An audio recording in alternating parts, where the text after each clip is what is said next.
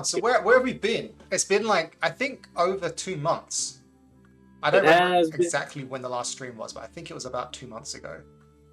That's right. And a lot's been happening, like such as what happened? What happened? Well, the first thing that happened was the UK Games Expo.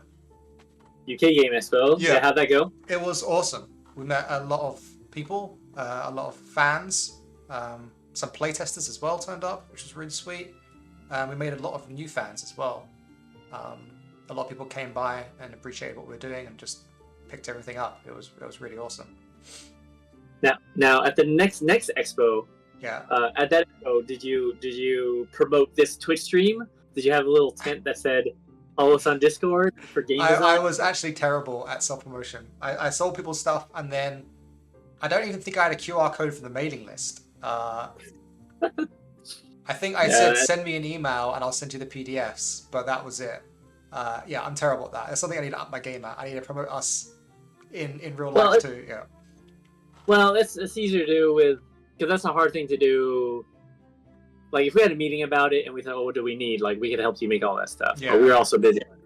But the thing that came right after the UK Game Expo is you went to Japan and we went on a whirlwind tour of Japan. There's 5 cities and with the art. Oh, there it is, the Genki Dama tour. We went on the Genki Dama tour. So with and, outside of making tabletop role-playing games and other board games, Kurt and I are apparently moonlighting as music tour organizers and producers in Japan. Is moonlighting the appropriate word for that? I guess it is. Moonlighting is something you do in addition, right? Yeah, at night. At night? Oh, that's our second job. Yeah. Secret. I don't know. Secret, but sure. So yeah, we do Moonlight, I guess, and I guess it's appropriate because one of the venues was at Moon Romantic. Yeah, that's right. Yeah. Oh, in Tokyo, very cool venue, by the way. Yeah. And it was with Bubby Lewis, Snoop Dogg's bassist, Yuna from the band Chai, and Kala, who often plays with like a lot of. He's a great guitarist that plays with a lot of popular acts here in Japan. And it was dope. It was fun. It was. How'd you feel about it? Yeah, it was a lot of work beforehand, and then it was really fun at the time. Yeah. Yeah, that's just kind of how tours are. It's like conventions, right? Too. Like imagine like when you go to your UK Games Expo, the conventions are like a year of planning, and then you get there and you're just like kind of chilling and talking to people and stuff and enjoying yourself. But until then, everyone's like freaking out and making arrangements and all that stuff. So tours, conventions, all that stuff. Kind of saying, God, my hair's so long now. Luscious. Yeah, a little bit too luscious. And then we worked on some stuff together. We including stuff for this game or this book that you'll see before you in not too long. And then you went off and then you went other places, right? You went to freaking America. Yeah, so we were in Japan for 4 weeks, 1 month, and then we went to Los Angeles to go to the Anime Expo for Jasmine, my wife, and one of our co-writers. She, in her professional life, she's a translator for manga and video games and light novels. And so she went to the Anime Expo on like an industry badge thing to meet a bunch of her companies that she works for and other peers in the industry. So we went to LA, which is your neck of the woods. Mm-hmm. And that's right. We're like down the street from like where my brother and sister live. What was your opinion of Los Angeles? I like the people. Like the people, yeah. The people are nice. Yeah, people are nice. Yeah, I guess say no more. Yeah. Food? Yeah, the food was good, if not expensive. It was good. Alright. Okay, what was there to hate? What did you actively hate? Because I don't live there anymore, so obviously I got things I don't like. Yeah. I mean, I didn't, as far as I could tell, it was hard to see a lot of it because it's also spread out, and that was one of my downsides for it. It's just a lot of concrete and buildings in between them, very spaced out. You have to drive everywhere and everything, even though there's no traffic. I thought there'd be loads of traffic in LA, from what I heard, and maybe I was going to the wrong areas, but there was no traffic. It was just, everything was really far apart, so it takes ages to get places, even though there isn't any traffic that I found anyway. Yeah, that is. Yeah. I used to. when I got my first job in LA. I got a job at a talent agency, and my commute without traffic was about 35 minutes. With traffic, which is every day, was 2.5 hours each way. Ah! It Ah! was- Okay, where were you traveling from and to? I was traveling from a little city called Monterey Park, which is Okay. like the beginning of the suburbs of Los Angeles. So it's still in Los Is Angeles that north, County. east, or south? Los Angeles? East. East. Okay. Yeah. So you're in downtown, right? Yeah. So basically, did you end up going to Santa Monica? Is that south? No, west, like towards the beach. Oh yeah, yeah, yeah. We did. Yeah. So Not only a imagine little having, bit, but yeah. Go on. yeah, but basically, I was like 20 minutes east without traffic, and then I worked 20 minutes west of downtown LA without traffic. Hmm. But that was like a 40-minute commute without 30 to 40-minute commute without traffic. Sometimes if you drove fast, sometimes faster. But during rush hour, man, and rush hour in Los Angeles is like an hour before, like 2 hours before people start work, and then 2 hours before people get off work, and 2 hours after people get off work. So like it would be, traffic from 6:30 a.m. until 8 p.m. Yeah. or whatever. If you're in the key parts. Yeah. I mean, there's a little spot after lunch, probably, like between 12 and 3 p.m. where maybe there's no traffic or whatever. But yeah, then that's why we ended up moving to the west side to be closer, and I got some jobs up there, and that's where I met a bunch of my Magic friends and took Magic seriously for a while, and worked at a comic book shop. So there you go. Ooh, yeah, the UK game list was incredible. Sad to see some games again, as well as Orzala. Yeah, No, yeah. So it Ant's one of our playtesters for Against the Fairy Queen. Oh, welcome. And Orzala was as well, and we had a little reunion. So there were three of us, three of the six. That's half of us. Yeah, yeah. Oh, wonderful. Yeah. Did you actually get the chance to play any games? Like while you're just While I was working, there, right? that'd be silly. No, I had a chance to look around at games. Right. But no, no time to Well, the next expo we move out to, if we manage to hire the intern we're working with, I think she's keen to travel. So it's like, okay, well, if we bring her along with us and we can afford it, we can have like an extra person. Yeah. Aside from cool. the four, and then you could have more people to help out. But Yeah. that's like one of those pipe D type things. Yeah. So then we came back from LA, and then we had the Ennies. Remember that? Hey, we had the Ennie. That's right. It was an honor just to be nominated. Yeah. Well, being nominated is the best part. So I've heard. Yeah. So Against the Fairy Queen art book was nominated for Best Interior Design. Was that the category? Interior art. Best Interior art. Okay, Yeah. great. Yeah. So that was cool, and then we did some promotion and got new followers for that. It's cool that. I mean, I can talk about that for a little bit. Like, so what happened? So for Legends of Avallen, I sent that in for the Ennies, and how the Ennies works is there are 5 judges that are voted on the previous year. So the judges are voted on by the public at the same time that the winners are voted on by the public. Judges volunteer themselves and write a resume, basically, and then you vote on them. And so that means that judges are people that want to judge. They're not approached by industry or anything like that. It's all volunteer stuff. And so then to apply for the Ennies, you then have to submit your product to those 5 judges, plus 1 extra, I think, for the Ennies themselves. So that meant shipping 6 books to America.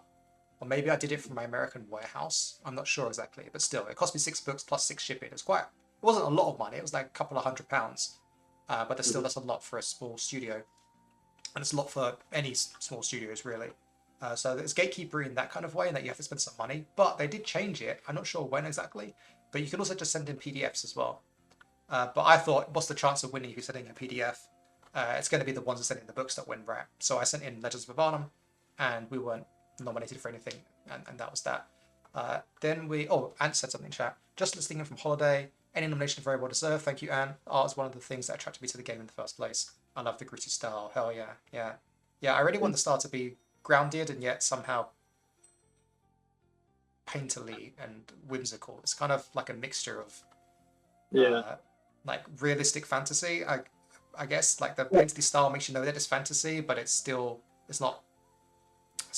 cartoonish or it's not exaggerated.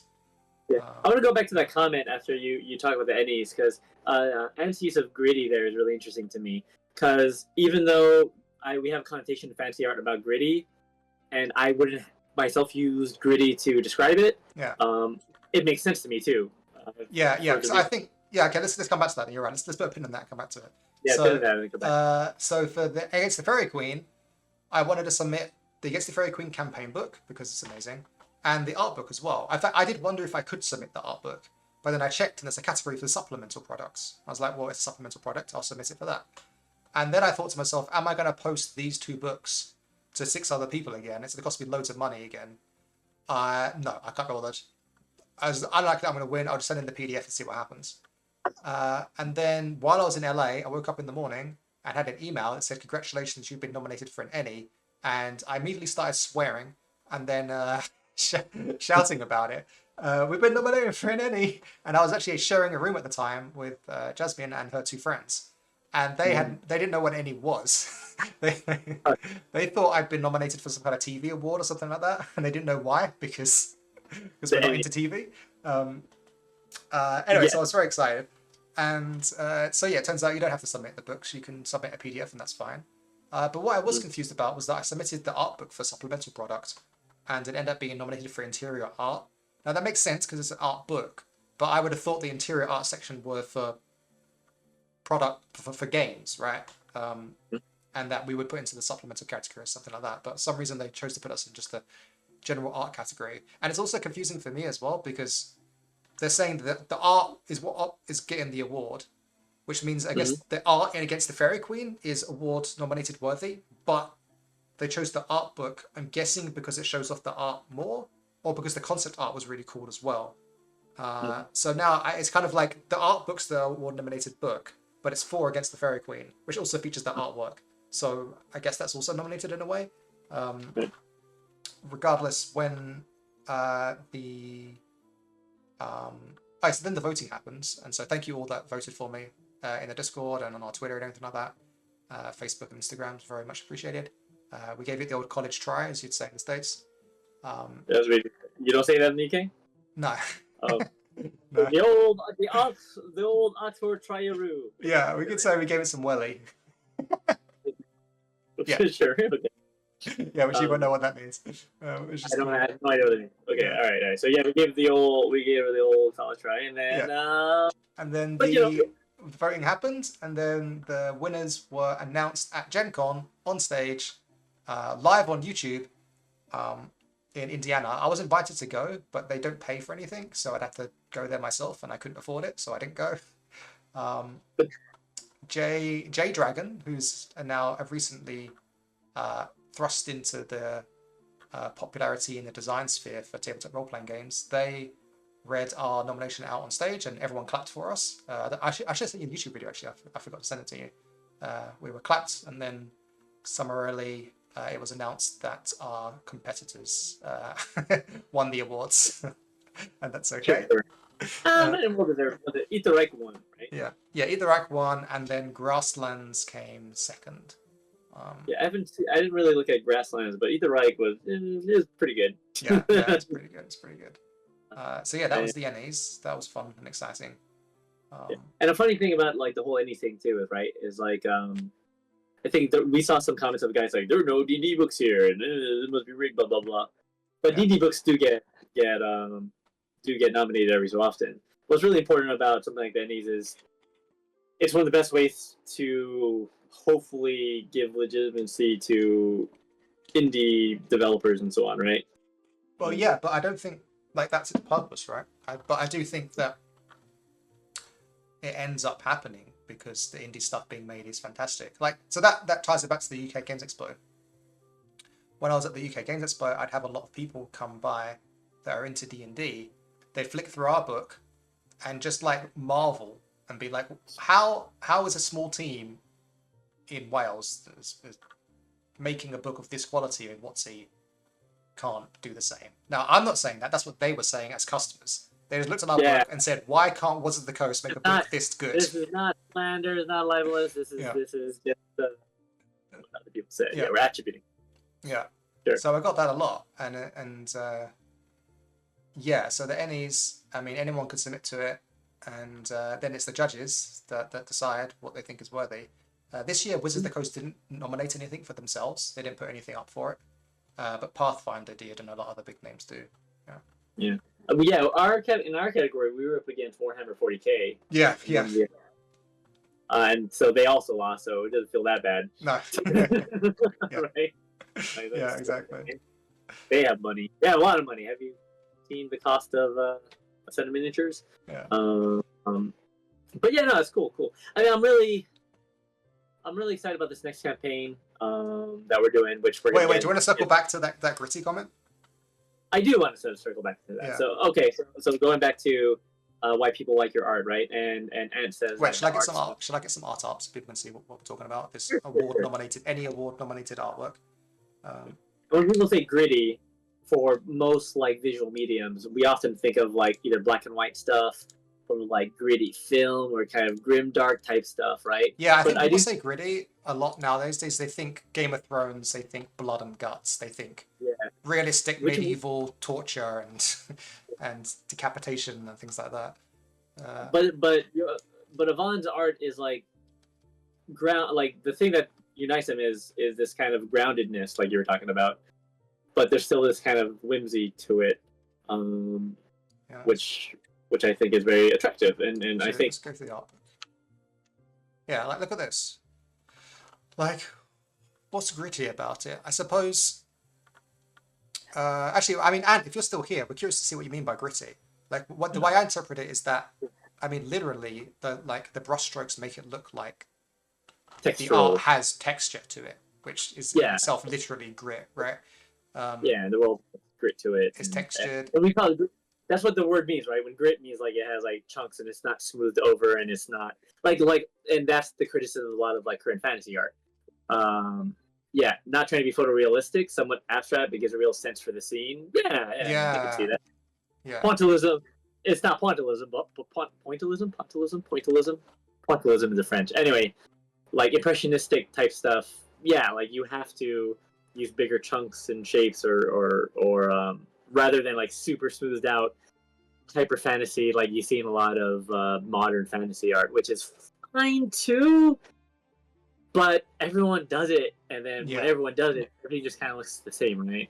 It's actually one of the biggest criticisms I might have of anime art, right? And also the reason why like AI could do anime art really where everything's just kind of like hyper smooth and hyper fucking almost saccharine, right? And sugary.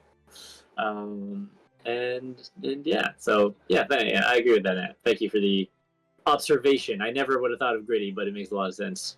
Yeah, for sure. Yeah.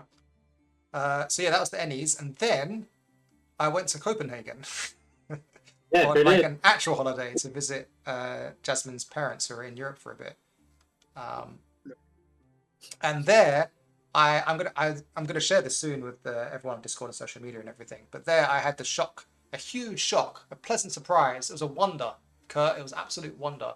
We're in the Copenhagen National Museum for Denmark, and they had a section on the Stone Age, and they had a section after that on the Iron Age. Now, obviously, I was very excited for the section on the Iron Age, even though we don't do Nordic stuff as of yet.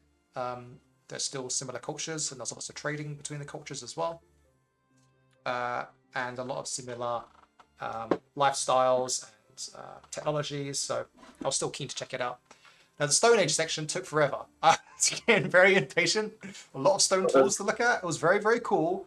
Plus, they have the monoliths and the standing stones and things like that, and that was really, really awesome. But If you were waiting to get over the Stone Age, imagine how the people who lived through it felt. Yeah, exactly. And I was just so excited for the Iron Age. And then we got out the Stone Age section, the Iron Age section for the next bit, and everyone said, we're hungry, let's go get lunch. And I was like, there's so much pain. So we got lunch, and I was like, guys, we're going back to see the Iron Age stuff, right? And they're like, yes, dear, and we're going back to see the Iron Age stuff. So we went back, and then there was this gorgeous, it wasn't quite a chariot, it was like a wagon. It was this wagon that was absolutely beautiful, and it wasn't Nordic. It was actually built in Gaul, in Celtic Gaul, then somehow imported to Denmark, sold, traded, stolen perhaps, taken there, and then it was given as an offering, assumedly, to the gods, because it was just simply dropped into a bog. It was dropped into a bog as an offering to the gods, and that's why it's so well preserved now, and it's absolutely amazing. The detail work on it is just fantastic. It's beautiful, and I'll share some pictures of that later. And then I was like so excited by this wagon, and there was a load of talks in that room as well. Celtic talks were there, really awesome. I just kept looking at stuff and going around taking photos, and Jasmine was standing there with a smile on her face. Did she know? Did you know that there was gonna be all that stuff there, or was it? No, I didn't know. I didn't know. Jasmine was standing there with a smile on her face, and she was like trying to get me to go to the next room. And I was like, no, this room is so cool. I want to be here for a bit. Let me enjoy it. She said, okay. And then when I was done, circling with a wagon for the third time, I went into the next room and I said, holy shit. I actually swore out loud, very verbally loud inside this museum. People looked at me. And it was because there in front of me was a cauldron that I recognized. Yeah. Oh yeah, do you have that? Yeah, I guess I have the artwork right here somewhere. So I'm bad with names. I forgot what the name of the cauldron is, but it is a Gallic, ancient Celtic cauldron from the early Iron Age, and it is beautiful. It is absolutely beautiful, gorgeous. Inside it is a relief. I don't even know how it's made. I guess it's all metal. And it's a relief that goes in a circle that depicts different activities and interactions with the gods, including the tree man that one of our playtesters has tattooed on his shoulder. So I need to show a picture of that as well. I do look for that, and did have a comment too, circling back or touching on his opinions on the gritty art, which is the board picture that gives a real the Faeseekers right? Am I saying that right? Close. Iskithirwin. Iskithirwin picture give a real sense of dread and doom, and you can just imagine what it might be like to face it. Yeah, I like that one quite a bit. The scale of it and the way it's set up across the 2 pages it's quite nice. But yeah, okay. So this is the art of the cauldron. And, So this that cauldron I use as a reference for this artwork. This artwork doesn't depict that cauldron specifically. This artwork depicts a Welsh legendary cauldron called the Pair de Ennie, which resurrects the dead, and it's part of a great story, all of which you can read about in our art book, of course. But yeah, there before me was this cauldron, and it is so beautiful, dude. It's so amazing. I guess I could look it up now. Maybe Denmark Celtic cauldron. Gundisrup cauldron. Here it is. Loading. Yeah, and I just stood in marvel. I've stared at that cauldron as a picture many a time and thought about it. And then there it was, and I was so surprised because I didn't know I was going to see it. Look, there's that guy. This is that cauldron. Yeah, it's really cool. And you had no idea. I had no idea. Yeah, it blew me away. Yeah. Look at this guy hugging a dog. Your father-in-law must have knew, right? He must have known. No, they didn't know. I think they knew at an Iron Age section, but I don't know. Look, there's the oh, can I zoom in? Oh, there's the Celtic god. I also forget his name as well, but he has antlers and he holds a snake and a torque. Okay, wait. So my question for you is, why is it in Copenhagen rather than in like a museum in Because the it was UK? found there. Again, it was found in a bog in Copenhagen. Oh, that's right. Yeah. Oh, that's right. Yeah, Because it was a gift. I got you. That's right. That's right. So there was definitely trade happening because all this Celtic stuff was up there. So yeah. Yeah, very cool. Yeah, it was awesome. Yeah. Okay, so yeah, you went on vacation, but you still did some Avallen work. Yeah. I took a bunch of photos, uploaded them to Google for our artists to use as references and stuff. That'll be good. And then what happened? Then we came back. Oh yeah, and now we're working on our next book, and that means I can tease something now, I think. And this is anything else you wanted to add to that? No, that's the rub of it, I guess. That's about everything that we did. Yeah. So to summarize, that's why we've been away for 2 months. I've been traveling for basically 2 months. Yeah.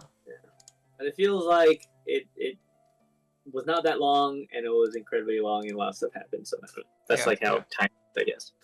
But yes, have we announced the official title of the book yet? No, we have not. So we recently did a poll on our Discord, but we've been struggling with the name for this book for a long time.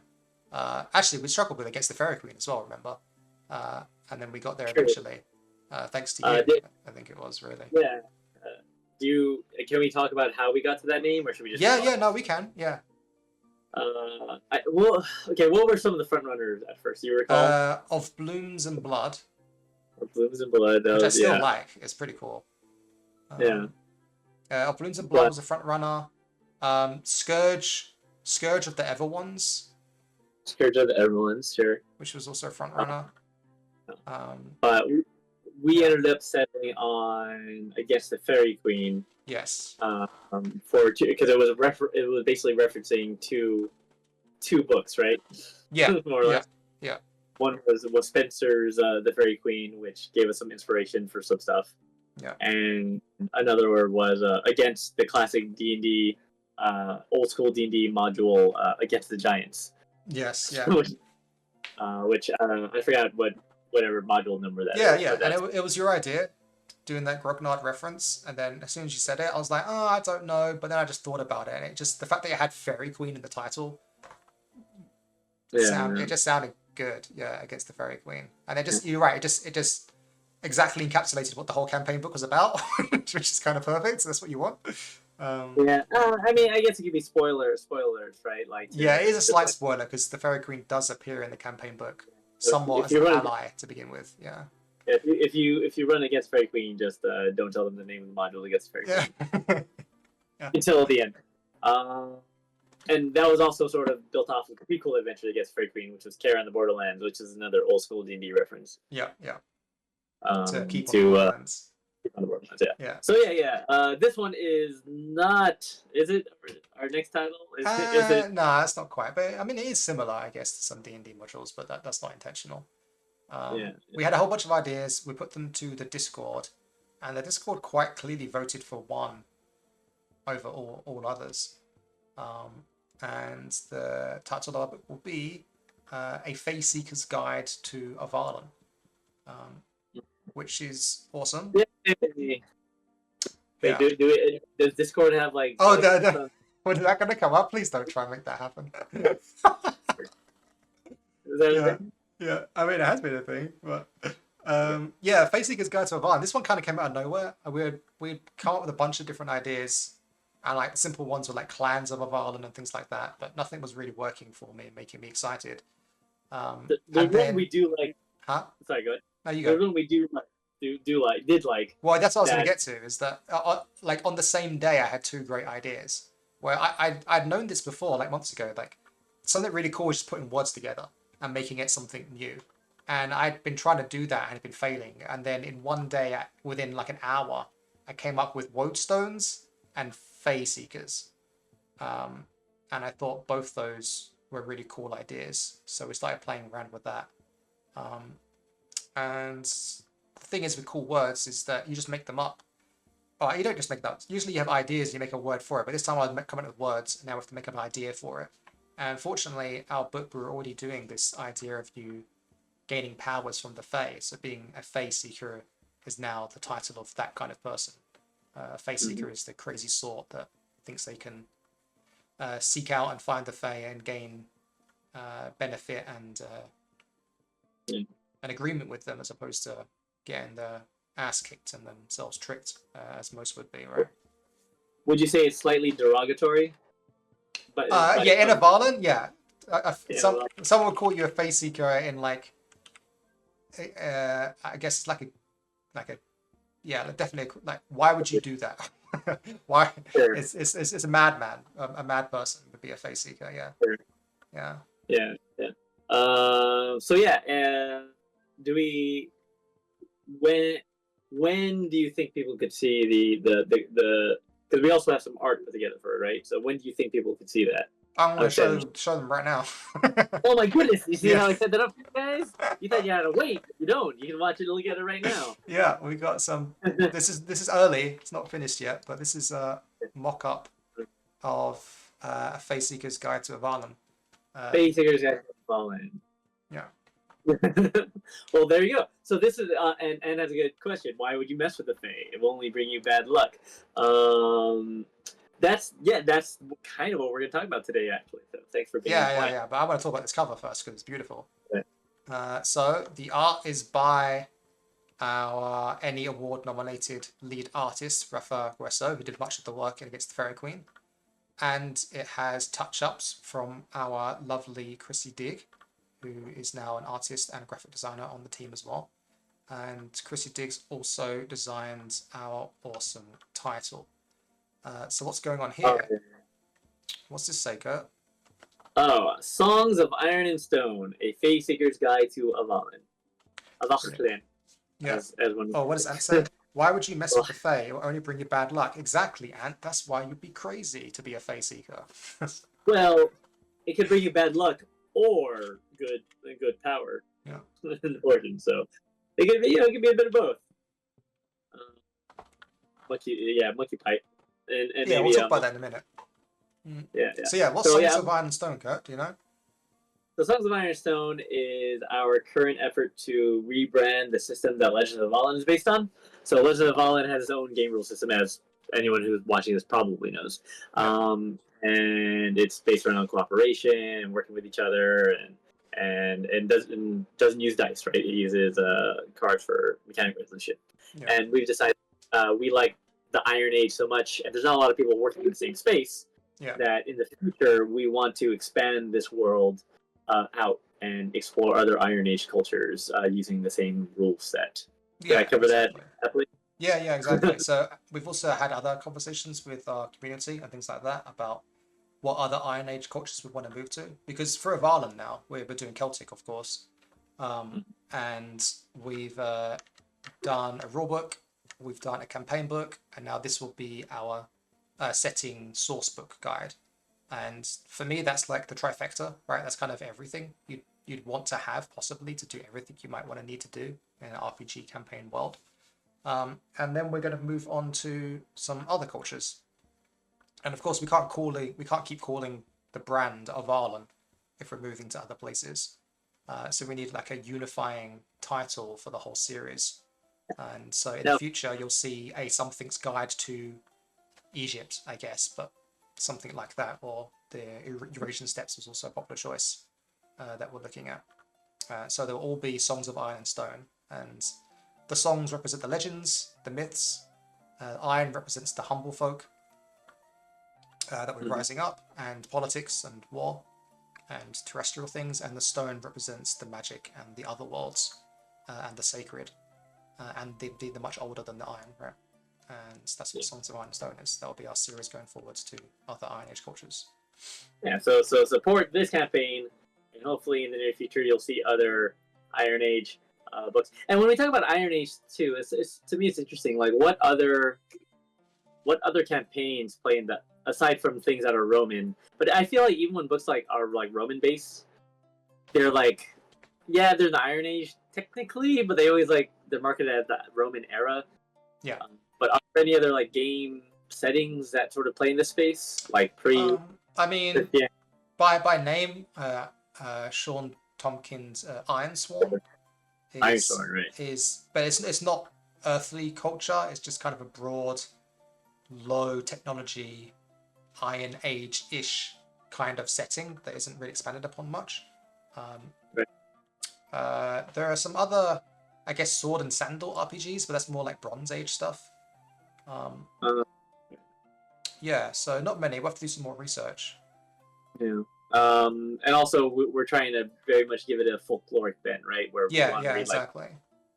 And take inspiration and share old stories in a new way where we can, and make up our own stuff too, because it's still fantasy and we're making a game book. Yeah. But we want to bring attention to folklore and stories that might be lost to time. Yeah, or just in a narrow book or library or PDF or website or whatever it may be. Ant says Dress would definitely throw caution to the wind to see some of those cool Fae powers. Well, you're in luck to see what kind of cool Fae powers we can chat about. Yeah. All right, so that was the and I guess yeah. So the bottom Yeah. of the book. I mean, what's that? What's the little subtitle there, or the little caption? The Ultimate Celtic Sourcebook for Iron Age Adventuring. Yeah. Now that's very bold of us, but I think it might be worthy. I think it might be a worthy claim. Yeah, yeah. So that's what we're gonna try to do. We're gonna try to do really dredge. Not dredge. That's not the right word. To really delve. There you go. Delve into a lot of history and cultural stuff. Yeah. And purpose it, repurpose it, and remold it for the world of Avallen. Yeah, and that's the point of it as well. It's not just about Fae. It's not just about the gods. This will include world lore about all the clans, character origins, very much terrestrial motives and adventures too. Then plus the other worlds. This encapsulates all of Avallen, both terrestrial and otherworldly. Yeah. It's gonna be awesome. Can we say time-wise? This is we've decided that this takes place after Against the Fairy Queen, right? Right? I think we did decide that at one point, but I'm still not sure about it. What does that think? And how do you feel about it? Do you think? I mean, I guess it could be like at the same time too. That's another way to do it, right? Rather than having it be. Well, that's like before, isn't it? Really? Is it before them? It could be contemporaneous. It could be like, I don't know. Like we could think about it, yeah. or as we write, we'll figure out what makes sense. But yeah, I like the cover. I think I like this mock-up. I think it's exciting. Yeah, I think it's awesome. Just seeing the dichotomy between like the god, who's clearly not made of flesh, and human, but the human, she has magic to her as well, and it's just awesome. I think it's beautiful too. Yeah, it's just cool and beautiful. I'm very happy with it. Yeah. Now let me ask you this: do you think people will think this is a goddess just on first sight, or will they think that it's something else? I think they might. That's a great question, actually, because I don't think people will think it's a Fae, because Fae are just small, and this thing she's huge. I don't know, she clearly has like emotion and animation to her, so she's moving. So yeah, but that's okay. I don't mind what they think, because I think they get the idea that it's something not human, and regal. She's very regal. Yeah. And we're saying this is indeed the Evermother. So this is Evermother in the barky flesh. Yeah, this is the Evermother barky flesh. That's right. Yeah, and okay, as while we're talking about details, she has 4 kinds of flowers that sport in her hair, not including these here. They are the daffodil, which represents Wales, the thistle, which represents Scotland, the rose, which represents England, and then there are the clovers here that represent Ireland. And I forget how this blue flower got in here. I don't know. I think that might just be artistic license. Sure. Yeah. Now, of course, those countries are not actually in Avallen, but I think the way we're kind of approaching world building and drawing from folklore and things like that and references,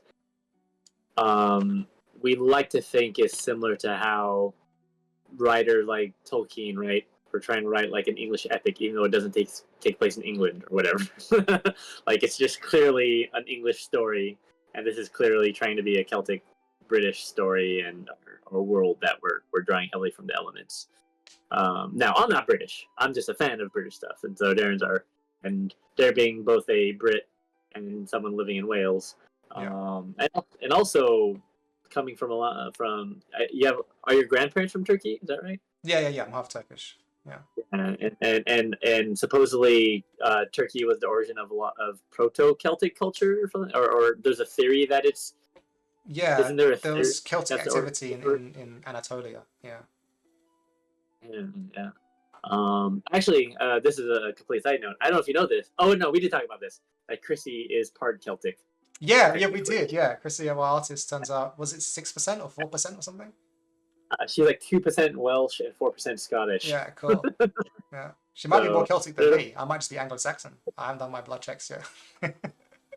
Yeah. Well, no, the thing though, if you're Turkish, there's also the Proto. No, that's my motivation for doing the Eurasian steppes, because the Turkic peoples came by later, and they're steppe folk. Yeah. Anne's asking, is the goddess situated on a large hill or a small mound? Oh, do you mean this? Oh, this is her dress, my dude. This is like her part of her attire. She has a gown, of, of, of a grassy knoll. Yeah. Although I think we do have kind of said that she kind of appears out of nature. So like I don't think she walks around, right? I think she kind of emerges from things. Yeah, I think you're right. I think she's emerged from the ground perhaps, but then the ground has become a part of her. Yeah.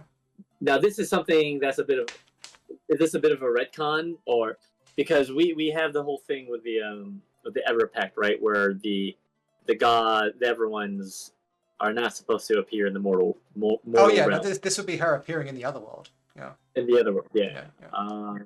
And they're agents in the mortal realm.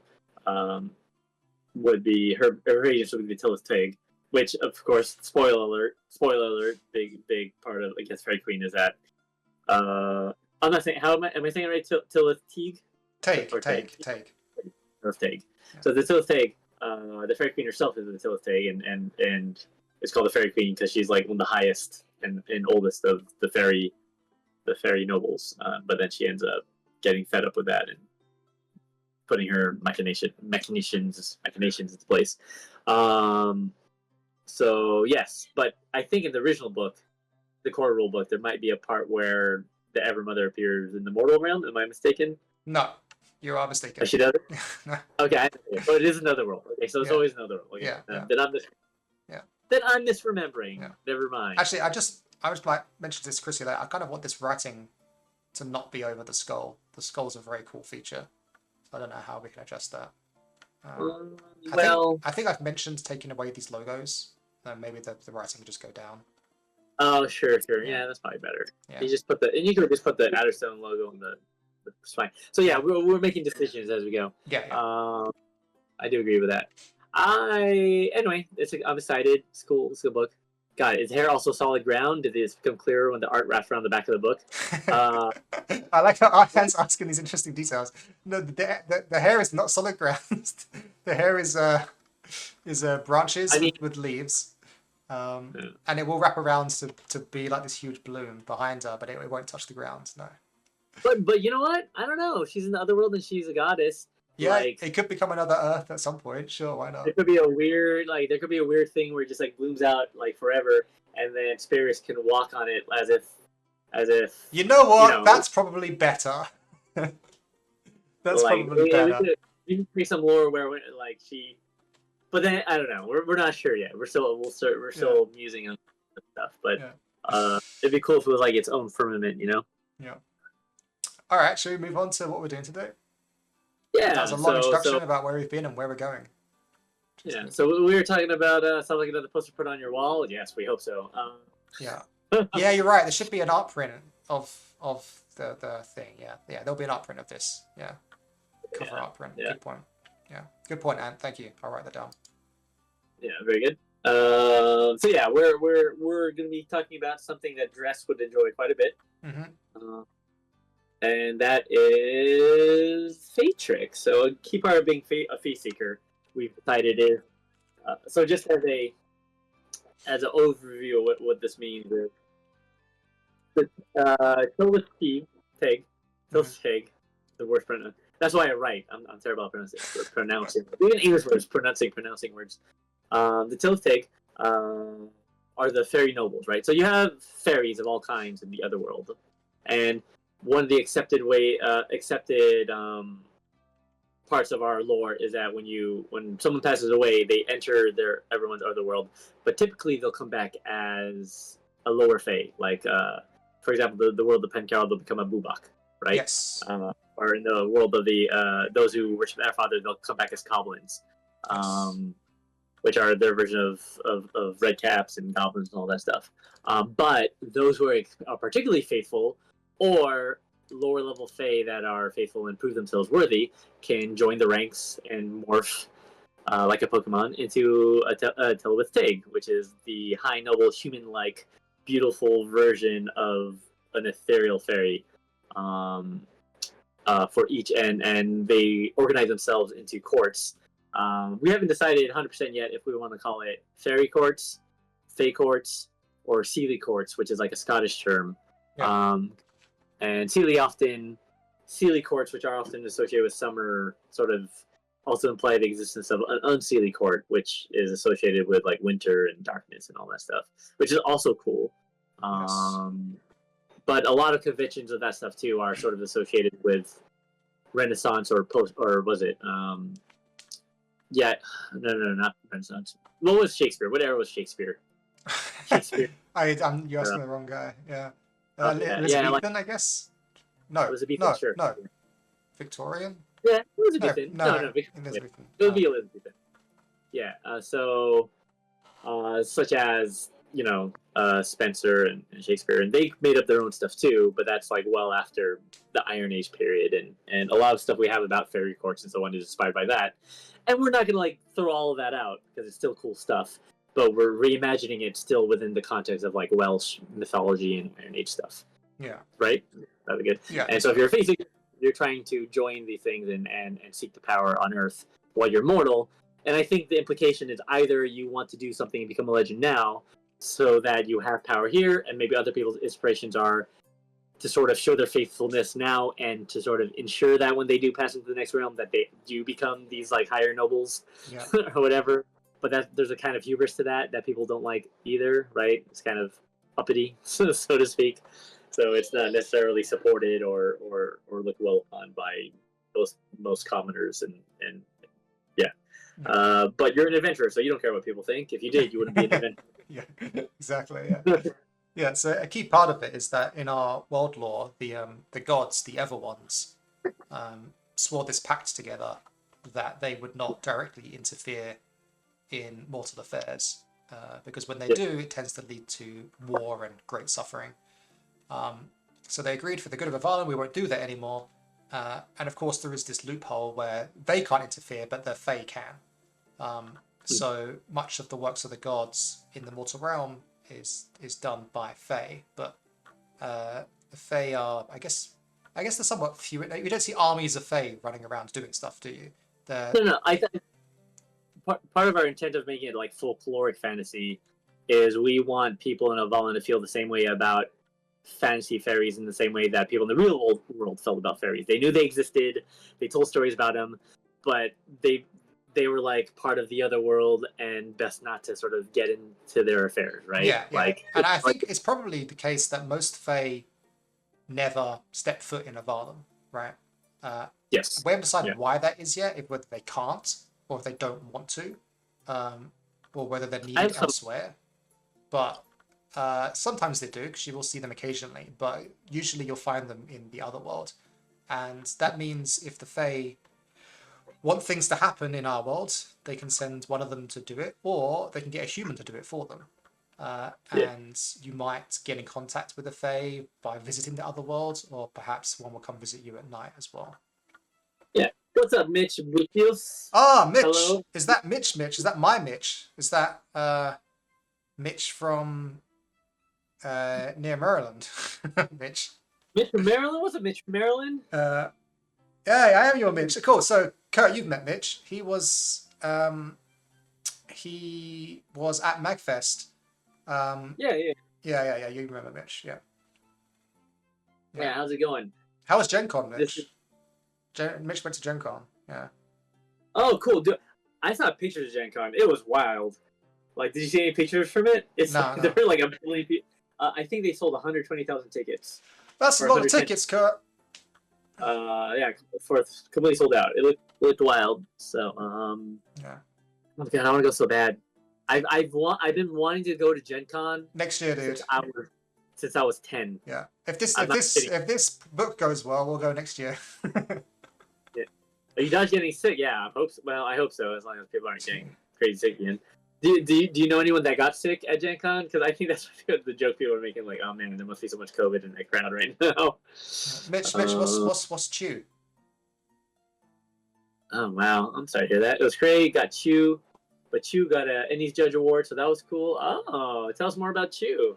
Yeah, Chew, the TDR. Oh, I saw that. Yeah. Congratulations. Wait, are you part of that project? Yeah, are you right on it? Yeah. What is Chew?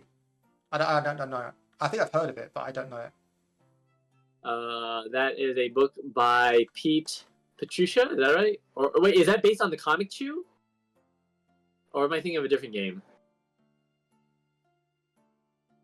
Nice. So Chew. Okay. I never read the series, but it's like a detective novel where a guy gets clues by chewing on parts of the dead body, and that's how he gets, because he can talk to the spirits or know Oh, something. okay. I think Mitch told us about this at Magfest. Yeah. Yeah. Congratulations. Congratulations. Yeah, nice.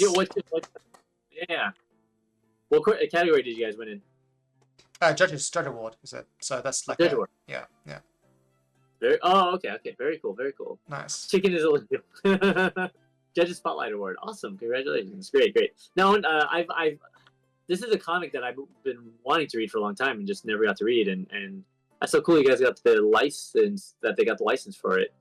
Yeah, awesome. Congrats. That's all I can say. Cool comic, cool property, and I'm assuming a well-deserved award because I'm looking at your Kickstarter and it looks fun. So yeah, nice. Very cool. Nice. Congrats. So yeah, if you guys are in the stream, please pick up Chew, the TTRPG award-winning Judge Spotlight Award. And yeah, sorry, Gen Con's interesting. So Gen Con did pass, and we talked about that earlier in the stream. And yeah, Gen Con's just. I remember fantasizing about going to Gen Con as a young lad. Is why. It'll likely happen. When it used to be in Lake Geneva. You're aware of that, yeah? It used to be in like Wisconsin. Oh, yes. It recently became aware of that, yeah. Yeah, and they briefly had one in Los Angeles, but that kind of fell apart at some point. And do you know who owns Gen Con? Does anyone know who owns Gen Con? Is it you? It is not me. I wish it was me. Okay, is it Mitch? It is not Mitch. Mitch, I don't think you own, unless the owner sold it. No, the owner of Gen Con is Peter Atkinson, the former founder and president of Wizards of the Coast. That's right. Yes. Yeah. So he was a very big role-playing game person. That's why he started Wizards of the Coast. And after he sold the company, he had money. He bought Gen Con and to keep it running, and that's why it's Peter. Well, Peter Atkinson and Wizards of the Coast is its own conversation, like on a stream. Sure. Because that guy is like. Shall we interview him? I would love to interview Peter Atkinson. I mean, like, I think he's one of the most brilliant obviously one of the most brilliant game CEOs that's ever existed. Maybe the top, and maybe one of the best business leaders that ever existed too, because he just like he's like fundamentally a good person and knew how to make the right decisions without compromising the welfare of his employees. Like he was able to keep that balance, and I just applaud the guy because everything I read about him or hear from him is just top. So I love. I don't know. I have a lot of respect for him. He's my Steve Jobs. Oh yeah. Don't get a free ticket. So yeah. Let's interview him with the intention of trying to get invited to Gen Con for free. Anyway, sorry. So moving on. So yes, Fae-Touched. I want to make sure we don't let Ant keep waiting, and also because I have my son in the house, and I want to make sure that I take care of him. So let's go through it quickly then. So we are going to introduce a system in our next book, Faeseeker's Guide to Avallen, and that system enables you to swear a Fae Pact, which is where you pledge yourself to one of the Everones, the gods of Avallen, and the Great Tale with Taig Fairy Court. And to do so, you have to do not necessarily tasks for them, but do things that you think that will earn you favor with them, which means slaying enemies, enacting the will of the god, voluntarily giving them offerings, and that sort of thing. And in so doing, you must then send a message of your deeds to the Fae, either by writing a song or a poem, or inscribing it upon a stone, and throwing it in the river or a lake, or burying it, that kind of thing, or some other way of giving a pact. And if your deeds and offerings are found worthy, then you will be gaining Fae powers. That might be another stream. And once you are bestowed with these powers, it is both a blessing and a curse. If you use these powers in a way that doesn't align with the god's ideals, or if you try to use them too frequently, then you'll be subject to fairy tricks. And these will run the gamut from light teasing things to punishments to something terrible to actually sometimes something perhaps beneficial.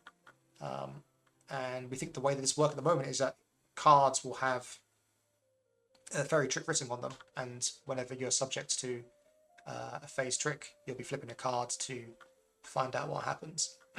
GMs can also use the fairy trick cards for whenever the players enter the other world or do things in the other world, or if they ever interact with the Fae through other means, or with cursed objects and that kind of thing. So it's just going to be like a deck of awesome, interesting things that are used inside the rules of the game and can be used creatively by the game master as well. Yeah. And this kind of aligns with how the folklore version of Fae, right, where you would sometimes get a great boon, but you would be warned to only use it towards that purpose, right? Like the classic story of the guy marrying the Fae and like, don't touch her shoulder 3 times. You're going to disappear with all your children. I heard a tale about a boy who like plays in the courts of the fairies, and then his mother believes him and says, "Bring back some gold because gold's plentiful." And when he brings it back, the Fae like chase him down the path, and then once they get the gold back, and then they disappear forever, and he like becomes an old man or something. Anyway, there's all these little stories. I might be conflating that with the Japanese, but anyway. And in terms of the deck of cards, now traditionally Legends of Avallen uses a standard playing like a poker style. What do you call a poker style deck in the UK? Just a deck of poker cards, deck of poker playing cards, poker cards. In Japan, they call them trump cards. Are you aware of that? I was not aware of that. No. Oh, so Mitch says they're French. You call them French deck. Oh, that's interesting. Yeah. I get that. Yeah. And in Japan, they call them trump. But we had conversations about what kind of deck of cards would be. Is that something we can talk about now, or is that something we can wait to talk about? Well, I mean, we're looking into seeing if we can make them tarot cards instead. We're looking into that. It's not certain yet. Yeah. Mitch says they think most of the art and such came from the French deck, but yeah, different names. I think I've also heard them called bicycle cards because bicycle is like the more popular brand, but Mitch said that tarot decks are awesome and the bigger size is not. Yeah, and obviously, like a lot of cards, tarot also comes from am I mistaken? The French card tradition? Is it French originally? Probably. Quite possibly, yes. Yeah. Anyway, French or Italian, and but it's fine. It's still a fantasy game, so we can repurpose them, and tarot decks are bigger too, so we can have more options and so on. And then people who like tarot cards can also have something to play with. So I think that'd be fun to mess around with, but we're not 100% decided yet, so that's still a decision to be made. But we're gonna make the decision soon. But we agree tarot cards are cool though, right? Yeah, I think so. Yeah. All right, so Fae tricks. So the idea is that you can use this in the game for Faeseekers, but hypothetically, if you have a fairy, like if you play a different campaign or a different book that does mess with fairies, you can sort of take this too and use it in your game, even if you're not playing an Avallen. And right? also, a key part of this as well is we want to make it system agnostic as well. These cards or these ideas won't have rules on them per se. They will have things that happen without rules text, and it will be up to you and the GM to interpret what that means inside the game. Much like everything else that happens in role-playing games. So I'm excited to see what that means because this is very much like a top-down style design, right? What we're trying to do is we're trying to come up with like flavor and ideas, and from that the mechanics should be derived interpretively by the GM. I feel like for this kind of thing, obviously, bottom-up mechanical design could be a lot easier, but then it's more boring. It's like, you get -1 to strength. Yeah, exactly. Right? Your wisdom is lowered by -1, and that's fine too. But so we're gonna make it more flavorful, and especially because it's a source book and it's focused on flavor, I think that makes that goal makes a lot of sense.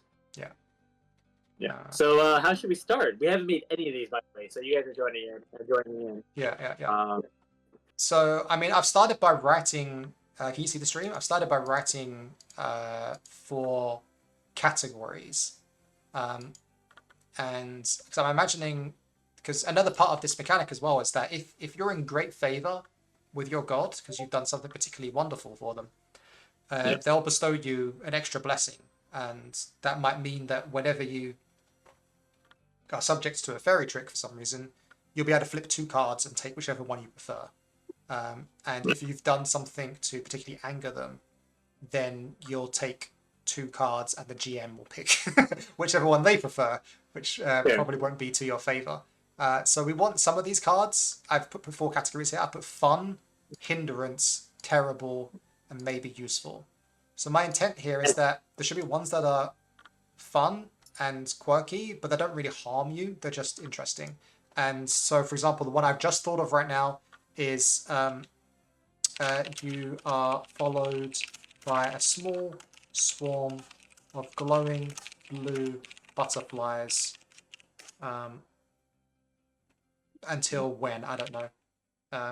Until your next rest, or until the end of the day, until sun's next rise, or something like that. Sun's next rise. I guess it's kind of a hindrance, but it doesn't really stop you from doing anything except sneaking, perhaps. I don't know. So, I don't know if this will make it in the book either. That's just something that came out of my mind. This is the kind of things I'm thinking about. Is silly stuff like this. So there's fun, then there's hindrance. This might be things like you can't speak, right? Like, there you go, I'll write that down now. You can't talk. You can't talk until... Now, a classic in the UK is you can't talk until someone says your name, full name. Like a jinx. Like a literal... Yeah, like a jinx. Yeah, exactly. But that might be too easy to get out of, but yeah. So, okay. Now, can I just do a quick aside about the nature of fairy tricks in the folklore? Is that okay? Sure, please. Well, what I think is funny is when you read about fairy tricks, obviously, yeah, there are stories of fairy tricks. When you see people talk about fairy tricks, especially like folklorists, because a lot of this stuff wasn't written down, right? At first, like it was written down later. Yeah. They'll often talk about the fairies as like the tricks, they're very tricksy and they play tricks, but they don't specifically say often what are specific tricks, right? And when they do describe the tricks, a lot of times to me it sounds stuff like, like for example, I have this quote from Encyclopedia of Fairies from Briggs, Catherine Mary Briggs, where they talk about a Bogart, which its trick would be like taking butter and bread and sticking it into cupboards and the corners of the corners or whatever. And those are the tricks they played on the children. Yeah. And so when I hear stuff like that, like a lot of times when you hear about tricks, the historical tricks of the fairy, it just sounds like either shit people lied about and pretended they didn't do and they said it was a fairy. Yeah. Or like someone messed up and like they lost something. It's like, it must be the fairies that like made our cows run away. Or actually, there was a really interesting one. The fairy circles. Are you familiar with that? Yeah. I think we have one in the book. Yeah. Yeah. Okay. Great. So fairy circles are like places in groves where they believe fairies. Yeah. This poor chap here has found himself in a fairy circle. Yeah. Okay. So yeah, they believe that fairies would like create a circle and sometimes they would ride horses and they would dance really fast and so on. But are you aware of where that legend really came from? Well, you do get supposedly. I mean, you get circles of mushrooms growing out of the ground all the time. Yeah. So it's like a mushroom thing, right? Like I mean, I grew up in California. I grew up in the desert, so I didn't know that. Right. Yeah, that's super weird. You just find a circle of mushrooms. It looks so suspicious. It's like, why are they in a circle? Why are there none in the middle? Like, how does that work? I forget exactly how. I don't remember reading about how it works biologically speaking. I can't remember. So that's like a thing that people in the UK would like, that's science. But I think sometimes we hear about fairy circles in the literature, but we're not aware of like, because some of us don't grow up near meadows. And true, yeah. I do forget to appreciate that that I live here and you don't, and that does make a difference. But that's why I'm on the team, because I love that stuff about where you are. I want to like highlight for people to like, hey, that's really cool. You should put that in your game. So yeah, as much as possible. Like that's what we talk about. Anyway, so moving on. So that's the folklore aspect. So we'll be making up a bunch of stuff to make it, a little more crazy and really flesh out the tricks. And I think we'll take inspiration from folklore stuff too, but probably not like we just have to invent a lot of stuff too. Otherwise, it'll be like you found butter inside your shoe. I mean, but that I'm actually okay with that.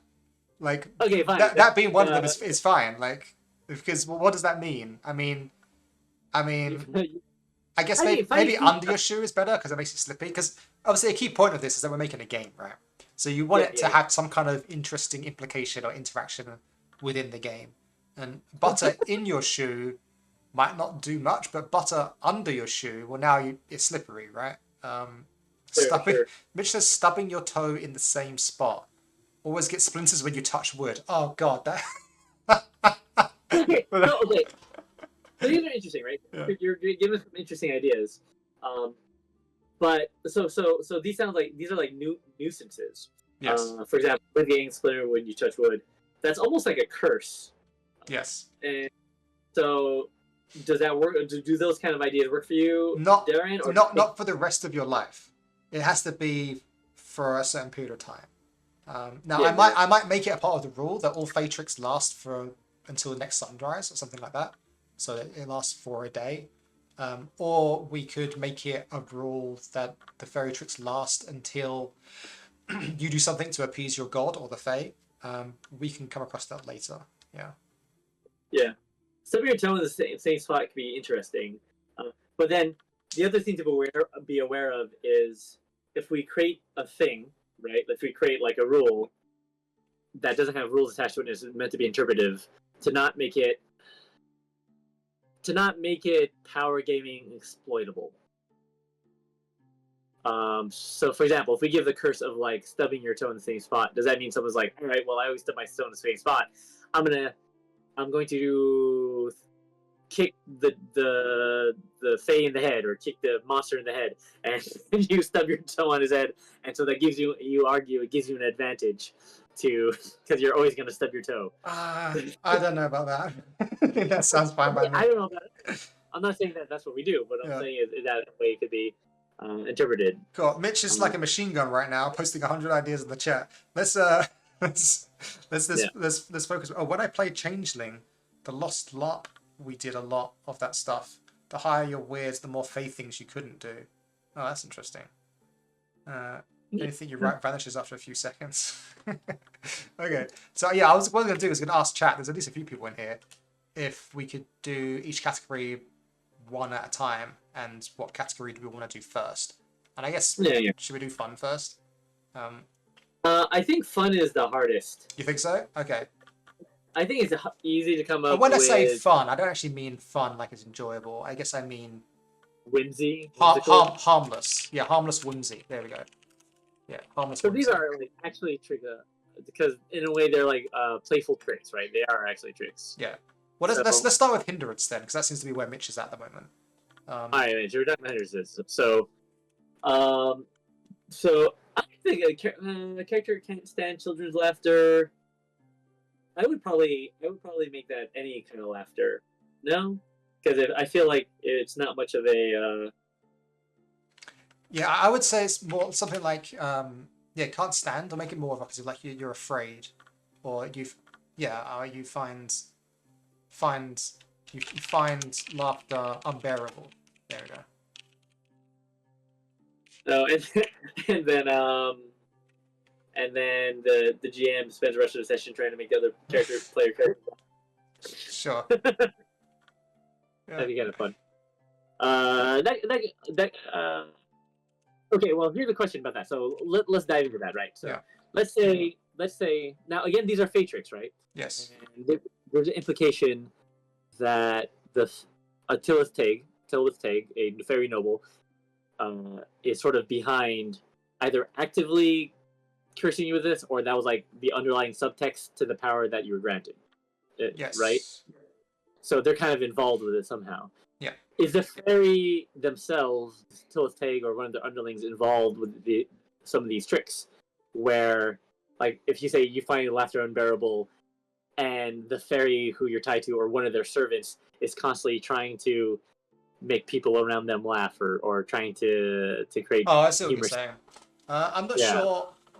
That's the question. It's like when a Fae trick happens to you, do you see the Fae? Are they there? Because it could just, and it doesn't have to be for every single one, but it's a question of how involved are they all just categorically just a thing that happens to you, like, an annoyance, like a cantrip, like a glamour, or is it like sometimes a glamour plus the willfulness or the actual fate sort of getting involved in your life, so to speak. Yeah, I mean, I'm okay with that sometimes if it makes sense. Yeah, or if it's interesting. Yeah. That's the key part is if it's interesting. Yeah. So that could be. I mean, to me, that could be interesting. Like you find laughter unbearable, and a lower Fae is constantly trying to make your comrades, or trying to create the humorous situations for your comrades or something like that. So I'm not the saying question is though, is things like that is, sometimes this kind of stuff will happen in combat, right? Oh sure. And then it might get interesting to adjudicate or thing. But if you're in combat and you get this and that, then you might be fine with this because there's not going to be much laughter happening in combat, and that's okay. Okay, then you find laughter unbearable, and then everyone else in your party at the same time, passes gas. I mean, that would be a hell of a trick. I'm telling you. Yeah, trick what that would be. So, I don't know.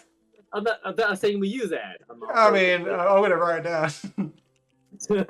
And, or is that too silly? Yeah. I mean, it might be too silly, but that's okay. It's okay if one of them's silly. I think it's okay if there's one or two silly ones. That's fine. Also, laugh at inappropriate things. Friends get stabbed. Yeah. Yeah, laughing at inappropriate things, that's interesting. Because that has obvious implications to the world and people around you and how people might react to that. And then you have to interpret how they like stack. For example, if Mitch is suggesting switch a person gasps or sobs with laughter, but then they also laugh at inappropriate things. How does that work? I guess that would be the same thing, right? So if you're laughing at inappropriate things, they're gasping after kind of the. Is it pass gas or pass gas? Pass gas, right? Okay. I will do maybe, I don't know how many laughing things we can end up having, but these are just ideas, right? I do like you what was it said? You laugh, you can't help but laugh at inappropriate things, yeah. So that has very interesting implications, yeah. Now here's another thing too, right?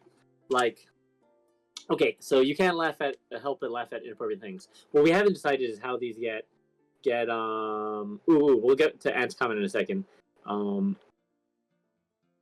How the mechanic works, right? I think right now we're assuming that they just kind of get revealed. Yes. Hypothetically, we could also have a thing where, like, if it's a secret, imagine getting this, you laugh at inappropriate things, and you get cursed, but it's passed face down to you, and only the game master knows when it triggers. Oh, shit, yeah. Yeah, right? that's way better, yeah. Yeah, and then rather than like, oh, in combat, who cares? I'm just gonna wait and not talk to anyone. And that makes you can't talk way more interesting now as well. Until like you can't talk until someone says your name. Yeah. Yeah. So there could be a secret, like maybe it's a secret for the game master, a secret for the cursed, or it's open. Like we could have different categories. Like when they get revealed, the game master always looks at it first of all because they have to know what's going on. Yeah. And it's a question of whether or not if only the player knows, or if everybody knows, or only the game master knows, and that could be really interesting. I think it should always be the player sees and then passes it to the GM, so the GM knows. It's just the GM and player that know. Okay, so you don't think that there should be one like the not talking one, right? Yeah. Or saying something inappropriate. Like, do you want to have that only? Should they know that right away, or should it only be revealed when they're in a social situation later that day? If they get into a social situation that day, and then it should be straight away. Okay, so but you're not, but you're not worried about that being like gamed, right? Like by who? By the player, because if they know that they only say inappropriate things, then they'll purposely stay out of like the social situation. Yeah, that's a. Oh, I see. Are you saying because they don't know?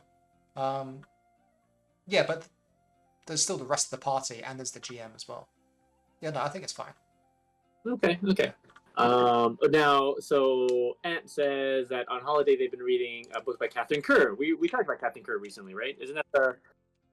Oh yes. Yeah, that's the one we talked about. Yeah. Oh wow, what a coincidence! Yeah. Am I mistaken? That's the woman we just hold on. Am I getting my Catherines mixed up? That Oh, is the maybe. author. There are a few Catherines over here. Yeah, that's the And there are a few Kerrs as well. That's the author of the book I just quoted, right? I'm not mistaken. Hold on, I want to make sure I get my. Oh no, that's Bridger. Catherine Briggs. Catherine Kerr is the one who wrote. Was it Queen of Lightning? Oh, I don't know. Oh no! Sorry, I'm thinking of. What's the book you found in America? Yeah, the Queen of Lightning, I think. Queen of Lightning. I mean, I have it right. Who is that? Yeah, the Queen. That is by Catherine Herbert. Oh, Catherine Herbert. Okay, never mind. So Catherine. Sorry, I was thinking Catherine Herbert. Sorry, there's a lot of Catherines I like hide and seek. That makes sense. And so in those books, only the Fae-Touched can see the Fae who are around all the time. And I think that makes sense. That aligns with classic folklore, right? Like the Fae could purposely make themselves obscure themselves and show themselves only when they want to. One can argue that if you're Fae-Touched, you can see the Fae all around you, and I think that's something we'll think about. Mitch talks about Jonathan Strange and Mr. Norrell. Madness is the only way you can see Fae. I remember that. That is a very good book. I haven't seen the show, but yeah, I vaguely remember that from the book. And one of the characters is afflicted with the Fae curse. He cannot get any rest while sleeping and cannot speak on it. Speaking in fairy folklore, it said when they speak of it. Now, this is I gotta watch the show. I hear it's good as well. The book is also very good. Maybe that's a fun rule. Maybe that's a fun if you try to explain your Fae trick through voice or other means, you only produce nonsense instead, right? Sure. Yeah. Well, so I'm curious. Mitch was like, of the characters afflicted with the Fae curse, can't get any rest while sleeping, cannot speak on it. Speaking in fairy folklore and stuff when they speak of it. Is that its own curse, or are you? But Darren, you're interpreting that as a possible global rule. Wait, yes. Are you interpreting that as a global rule? Yeah. No, I like that idea. So yeah, so there's some interesting design space being opened up in terms of how we resolve phase and the open or secret knowledge about it, right? Yeah. So, which I do like. Yeah, I want to think of some physical hindrances. Yeah. So you like one arm tied behind your back, but like it's not actually tied, but it feels like it's tied. Like, is that something? Sure. How about appendages becoming weird sizes or distended? Yeah, I'm okay with things actually physically changing about you as well. Yeah. A weird thing would be your big toe disappears. It's temporarily. It disappears in the other world. And you're unbalanced. And you're basically unbalanced, yeah. So you have a hard time keeping balance. Both your big toe disappear. I do wonder if that gets towards a terrible section, but like, would that stop you from walking? I guess not. It wouldn't stop you from walking, would it? It wasn't even walking, but it would affect your balance, and it would be very weird. Yeah, yeah, I don't know. That's kind of weird. It does sound kind of terrible, though. Yeah. Random fingers and toes vanish as the Fae borrow it during the day. Yeah, it'd be really funny to have like your toes or fingers disappear, but you still feel it somewhere. Like it's like in the core of the fairies, and they're like tickling it or something uncomfortable. And you're just like, but you don't know what's happening with it. Yeah. But then, but the issue there is, one of body, what's it called? Body volition and all that stuff. Like weird. You don't want to create a situation where GMs are like, your finger disappeared and it feels slippery now. And like, dude, don't, come on, bro. Yeah. So yeah, maybe not that. Maybe it just disappears. It's fine. But yeah, terrible. I mean, yeah, we'll decide where these things go later. We'll rank them, I guess. Yeah. But like, I feel like fingers disappearing, that means now you can't use your weapons or your equipment. That's like pretty bad, right? That's not a hindrance. That's a hindrance. I mean, it is a hindrance, but it's okay. How about minor hindrance and serious hindrance? Is that any better? Does that help? Okay. Yeah. Yeah. Okay. Minor hindrance. You become colorblind. Yeah. You only see black and white. Sure. Yeah. Yeah. Yeah. Now we're talking. Yeah. Yeah. Like you become black and white colorblind. That could be interesting, whatever that means. Yeah. You become... Especially if a clever game master, a clever game master could really put that in play, right? Like if a character has to make a decision based on color, it's like I don't know which one it is. Random appendage as determined by a die roll. Well, so this is something that we have to talk about. So, as determined by a die roll, we don't. So, Legend of Avallen doesn't use dice, right? Not so much, yeah. Would you want to have mechanics that use die? Yeah. I think because the mechanic itself is itself random, there shouldn't be another random part attached to it. There'll be between 54 if we use a poker deck, or maybe possibly 80 if we use a tarot deck. So that's enough randomness that is there. So I think we'll just choose an appendage. we'll just have something. Yeah. Yeah. Yeah. Well, you see the way the Fae do with more colors than a person can handle. Yeah, you see. Was it Octarine? Yeah. Well, sure, but then what does that do? Like, I don't know. That seems like an advantage to see more color. Yeah. Also, right? that's just so internal. I think it has to be things that are more external, so that it matters much. Like this black and white thing, I'm even concerned about that one not being that interesting potentially. Yeah, I get you. Like serious hindrance, that would be like you're blinded, right? Like, but that's something we Blind. can easily do. Yeah, big blinding can be fun.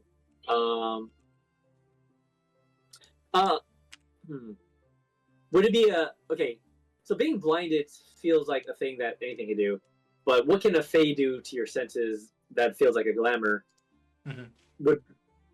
Would seeing everything upside down or in a different orientation be similar to blindness, but really fuck you up? Yeah, like, but I still think it'd be really difficult to implement. You just end up having like disadvantages to everything, right? Okay, sure. As opposed to being blinded, where you have to like role play. Yeah, but you're right. We could change. Blinded is so blunt. We could change it to something more fanciful than that. Like you see something else instead of what is there. That effectively makes you blind. Sure. Yeah, you have a. Mitch is suggesting you have a unquenchable desire for blood and milk. That's... I don't know. Blood and milk. Yeah. Choose one. Blood maybe is a bit too. I guess we do have some dark Fae though, but yeah, there's a bit malicious. But milk aligns with the folklore really well. I think I heard in that podcast something about. I think it was the Banshee. They were talking about the Banshee in folklore. Like one of the ways to escape from it or to banish it was to like suckle at his feet, at his breast. And then, of course, and another thought about the Fae was that like they don't eat food, like all of the food is milk based, so that's why they steal milk all the time. They're always stealing milk because all of their food is made on milk. Yeah, but then do we want our players to start sucking on teats of cows and things like that? I mean, that's up to them. Well, it's not up to them because they now have an unquenchable desire for milk. Mitch says yes, you do. But Mitch designs different games to ones that we do. Sure. I mean, it's, manifest every adventure. It aligns, it aligns with the folklore. Yeah. That's all I'm saying. Yeah. I'm saying is don't throw it out yet. Yeah. All right. Okay. So let's so minor hindrances. So let's think of major serious hindrances, right? So what's the serious hindrance that sounds tricky, that doesn't kill you, but it just really messes with your day? Well, I like one hand tied behind your back. I don't know how to make that. Unless it's like I guess like Ant said, like one of your arms disappears or something. Like that's interesting to me because that obviously has manifestation in the world and gameplay wise because you can only use one piece of equipment at a time. Like it's very flavorful, but it has key ties into mechanics of role playing games.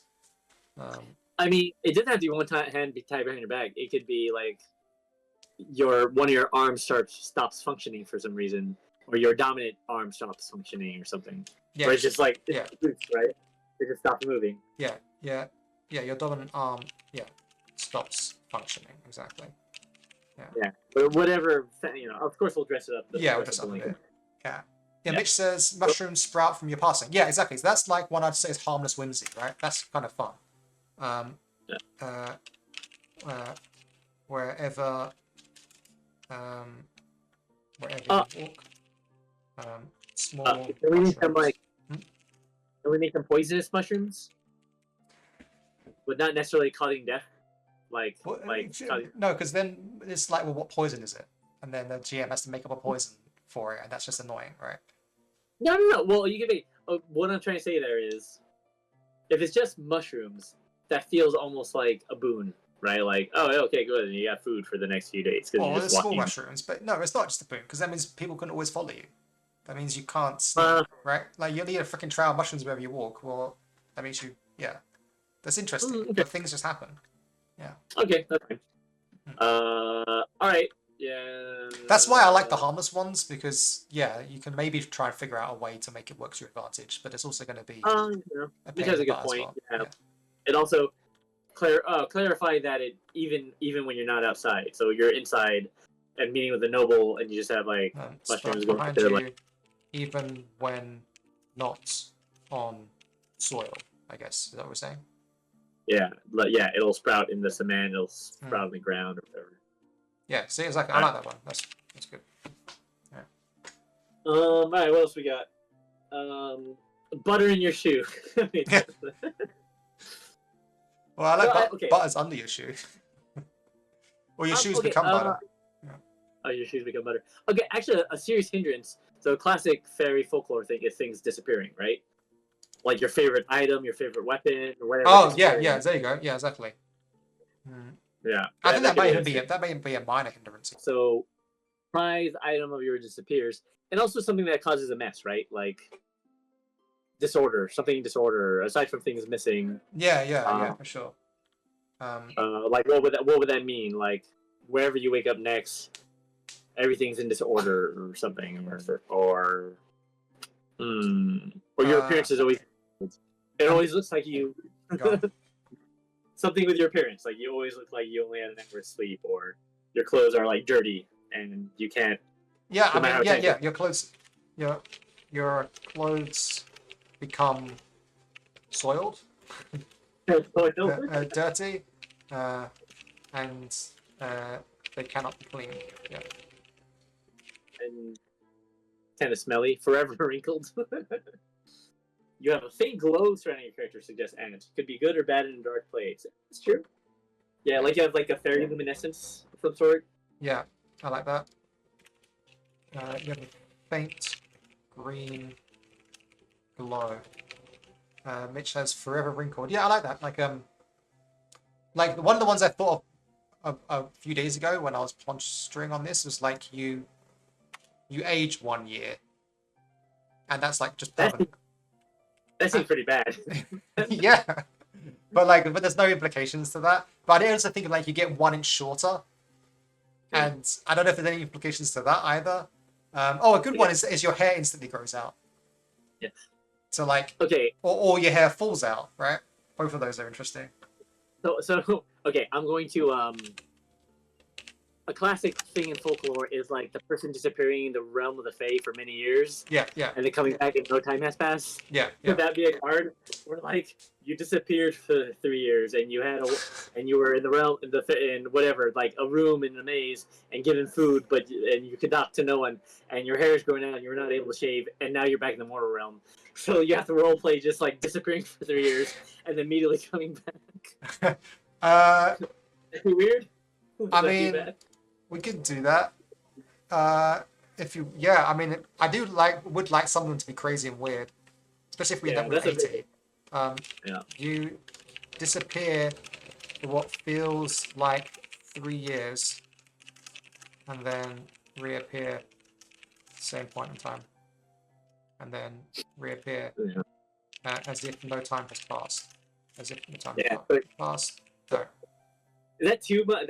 Is that too much? No, that's pretty cool though. I don't know, because it's just a role playing thing, right? But like a good role player can really use that.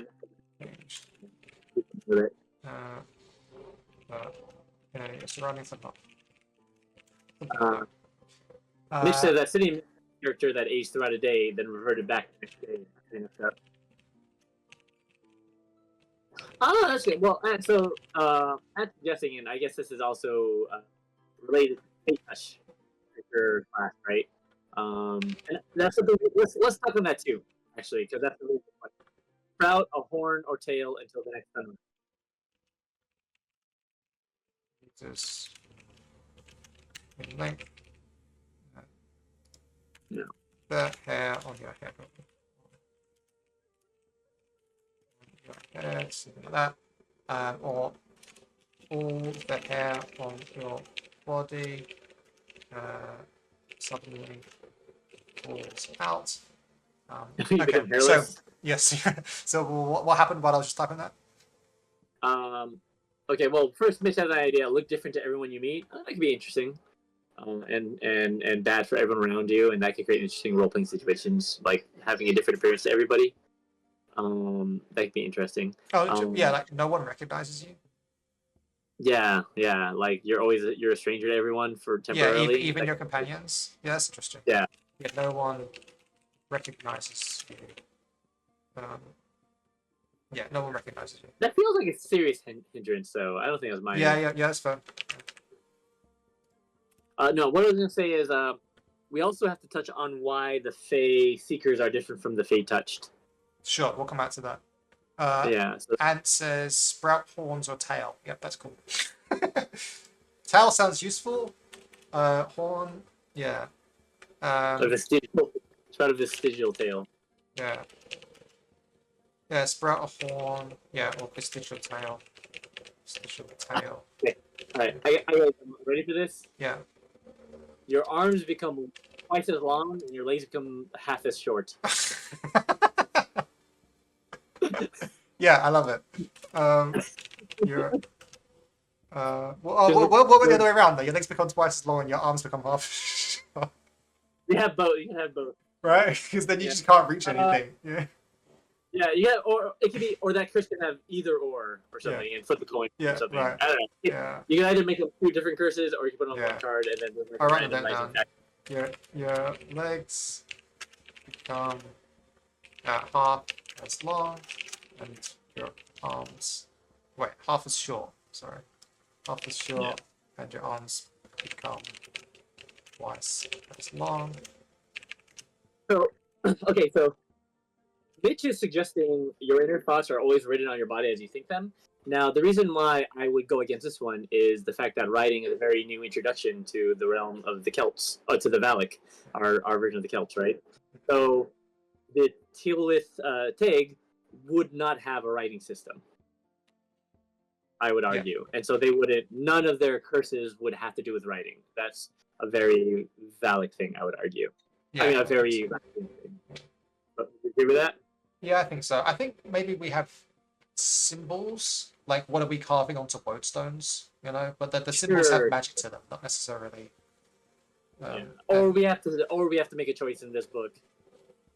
Do the Celts have their own ancient writing system? And maybe they do. Like, I think they have. I think we're gonna have symbols. I think they're gonna have symbols for sure. But I don't think it's gonna be. Oh, that's right. The Pen Levy have symbols too. We've established that. Yeah. But it's not writing the same way the Latin script is writing, right? Yeah. And not everyone's illiterate, so it's actually not that. Having things written in those symbols would not be as big of a disadvantage because not everyone, very few people can actually read. Yeah. Those symbols. So, but I like that. So Mitch says can't go left on a crossroad. So basically saying that you can only turn right. The Zoolander curse. You can only turn right. I mean, that's a minor difference. It might be difficult to remember. I feel like. No. Well, sometimes it could be a thing, right? Like especially if you're using miniature or like orientation maps. Yeah. But I feel like it's something that's like it doesn't happen immediately and have an effect that makes you go, oh. Instead, it's something that you doesn't do anything until you do something later, and then you have to react to it. I think. I guess it's similar to no one recognize you, but that's a lot more. I mean, I've write it down, but I don't. Yeah. I'm not sure. I mean, that's why I was suggesting whether or not a fate trick should be read by the GM first, and then triggered when the situation happens, or if the situation happens. That's what I was suggesting. Yeah, that is interesting too. Yeah, right. Like for example, but part of it is that the problem with that is it scuppers the idea that I had that if you're in good favor with your god or your Fae court, you can take multiple Fae tricks and choose the one that you prefer, or the one that you think would be less bad for you, or have a chance of getting a good one. Because if does that not work with that? No, because if the GM has them, then you can't see them. You can't choose. And if their GM waits until they're both one's appropriate, the other one might not be appropriate. So again, you still have to choose. I see what you mean. Okay. Yeah. That could be. But yeah, that could be true. Yeah, but we could just not include that. So yeah, the other problem as well as leaving the GM is it's another thing for them to keep track of, which I'm always against that generally, giving GM more things to check. Because if like there's if like all of your players have done something, and there's 4 Faetrix in play, then you have to keep an eye on all of them rather than the players doing it. Yeah. I think the GM needs to see it so if they can remember if the players deliberately like not doing it. But we can discuss this another time. That's like an ancillary rule. That's different. It's a different idea. Sure. But it's interesting. Like I didn't expect there to be so many. I thought they were just in like flip the thing and then a thing happens. But it's like there's like these interesting design considerations, right? Yeah, you're right. This is too OP. Currency turns to dust in your pocket. I don't know how I feel about that. I think it's hot. Yeah. Yeah. Okay, but Mitch, you're touching on a really interesting area of the folklore, right? Which is how money works with the Fae, right? Because folklorically, gold is very plentiful in the other world, and iron is kind of feared. So something like all your weapons turn to gold, which just seems awesome, but they become way weaker. Like I don't know, or all of your currency turns into a different, like, some sort of weird metal that, or something, like something that messes with metal or currency could be an interesting trope. Yeah, like all your gold becomes fool's gold. Yeah, or a different, or has different symbols, or it looks like fairy money. Like all your currency gets turned into fairy money with weird fairy symbols on it, and some people might like that, and some people are just like freaked out by it because they've never seen that and they think you're cursed. So, I don't know. That could be interesting. I'm not sure. Yeah. But also it's annoying just to steal almost someone's gold and make it disappear. So these things should be temporary usually, I think. Right. Yeah. What about maybe useful ones then? The obvious thing comes to me is like you begin to levitate or something like that, right? The classic one in the folklore is you get a wife. Yeah. True. Yeah. But unless she touches iron, you're married until she touches iron. Maybe a silly one. No, something with food could be interesting, right? Like you get it like some kind of supply, or you have double as much food temporarily or something. Yeah. But it has to be maybe not something that obviously is useful. Something because that levitating, I kind of want to add something to this. So it's not like you can fly, right? It's you float off the ground, and you can't help but do that. Right. So that makes it obvious. Anyone sees you, they know you're levitating. So something weird's happening, right? So that's suspicious in itself. But it could be useful. Why could it be useful? I guess you could slowly float.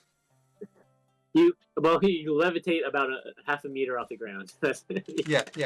Maybe that's not really that useful. But I mean, it is kind of useful. It gives you a height advantage. Like it. Yeah. But then you're just like, you can't get down. Well, can your party like pull you down? That's the thing too. Like, and your party can't like pull you down. Like you can't if you're in a cave system. It like becomes really annoying, or you can't pass in certain areas. Well, if they it'd be like a balloon, they can pull you down, but then if they let you go, you float back up again. So that's just then wasting their time putting you down. Yeah. Sure. Yeah, that could be fun. Something like that. Yeah. The ground. Yeah, something like that. Yeah.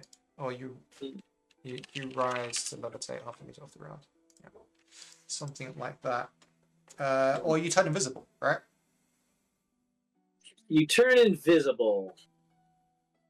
Sure. Are your clothes invisible too? Sure. maybe. I don't know. Yeah, visibility is always a tricky one. Okay. Let's see.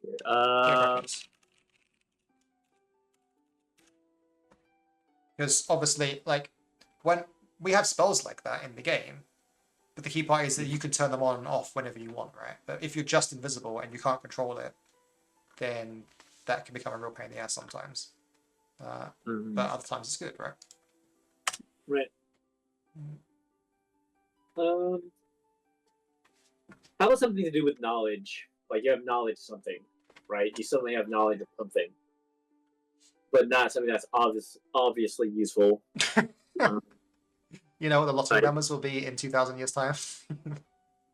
Sure, like you have knowledge of something where you're standing. You peer into the past of of what happened here, 1,000 years ago or something like that, or in 1,000 years, or the next day. Some sort of foresight or hindsight that could be marginally useful or interesting. What about the opposite? You get a flashback because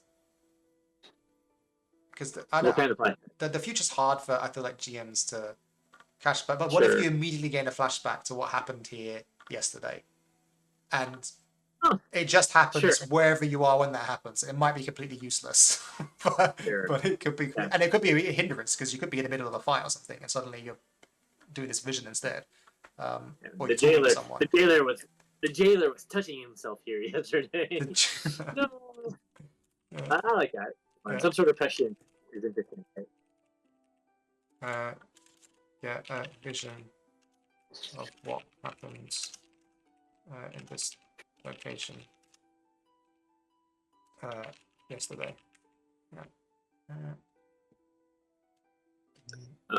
You have how about something to do with the elements? Elements could be interesting too, right? Like what could be interesting with elements? Like you either not necessarily controlling the elements or whatever, but sensing like the nearest water source, or the nearest grove, or the nearest whatever, or the nearest cave, or the nearest entrance to the other world, or something of that sort. Something that attaches you to like the fairy realm somehow. But why might that be? Why is that maybe useful, not just useful? I don't know yet. Why is that? Because it's from the point that your mood becomes influenced by those around you without having your influence. You have influence over it. Oh, so you become moody? Yeah. No, you become incredibly empathetic, right? You become too empathetic? Yeah. You become a stranger on the internet before the internet. No, I like empathy.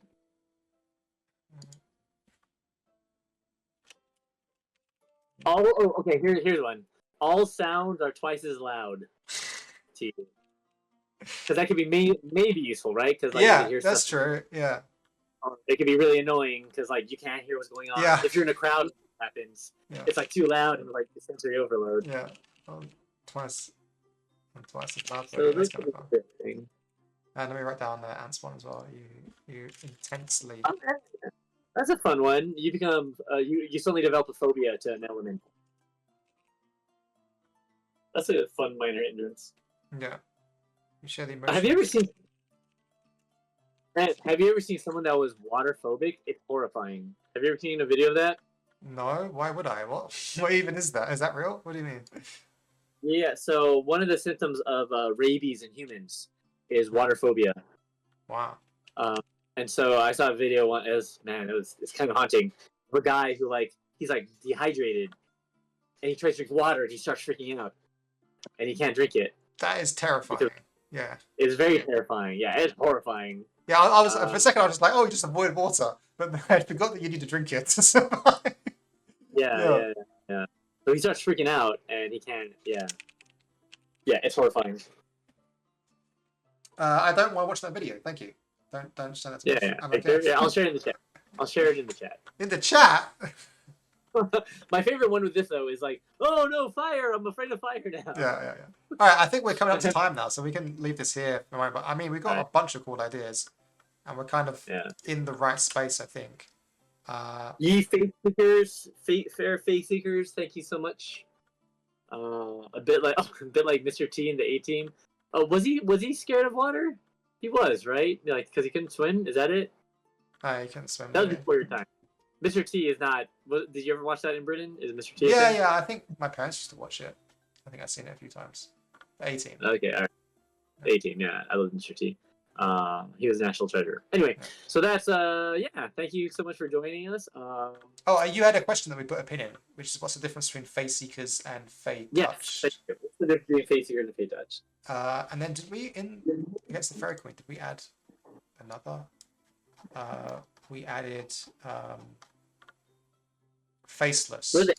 Yeah. The Faceless were also like fairy oriented, right? They're like Yeah. changelings. Yeah, yeah. So what's the difference between Fae-Touched and Faeseekers? Fae-Touched are... Wait, yeah, what is the difference? I guess we should look at what Fae-Touched are, and then we'll find out. Yeah, there's where we ask the real questions. The Yeah. real questions of the game design. Sorry, guys, the game name is gonna be changing soon. I'm just kidding. It'll be fine. Fae-Touched. The Varlic are well aware of the mischievous nature of the Fae, and so treat any human that studies their tricks and shares their likeness with suspicion. So that is going to be Faeseekers in a way as well. Nevertheless, they consider any allied Fae-Touched a fortuitous bond. Okay. Following the path of Fae-Touched will see you become a legendary trickster with subtle talents. You're enabled, like the Fae, you're unable to innately twist fate of cast spells and no such using magic. So I think, honestly, I think the Fae-Touched are actually quite similar to Faeseekers. And you're right, we're going to have to figure out a bigger differentiation between them. Now, the Fae-Touched do get permanent changes to their appearance. They become Fae-blooded, I guess, in a way. They become like Fae, whereas the Faeseekers are gaining a pact and agreement with them. Whereas some Fae-Touched are actually kind of permanently cursed and changed. Yeah. And I would argue that we should probably include specific rules about how the new mechanic, because it could be that they just have these powers, right? Because they're Fae-Touched and they're Seekers or something. Or I don't know. Like we could decide later. Like I think it's something for us. Yeah, we just have to consider it and see what makes sense. Yeah. But yeah, I'm okay with that. But that's part of game design and figuring it out and making sure that these things make sense. Yeah. Where did I? Oh, yeah. So we said for here for dressed, which is Ant's character, funnily enough. Yeah. A song for dressed meant silvers, so he sought to play his tongue with spelled verse. But a Morgan he wronged rewarded his tricksy song with horns befit a tongue it. Yeah. So here we see that Dress has been cursed by the Fae, and that is why he's become a Fae-Touched. So they're kind of similar ground, but I think someone who's Fae-Touched has had a permanent change to them. Whereas those Faeseekers enter in an agreement, which I guess can be renegade or like disavowed at some point. Right. So we're gonna yeah. I think there's space for all different kinds of Fae adjacent heroism and adventuring. Let's check on Faceless quickly as well while we're mentioning this.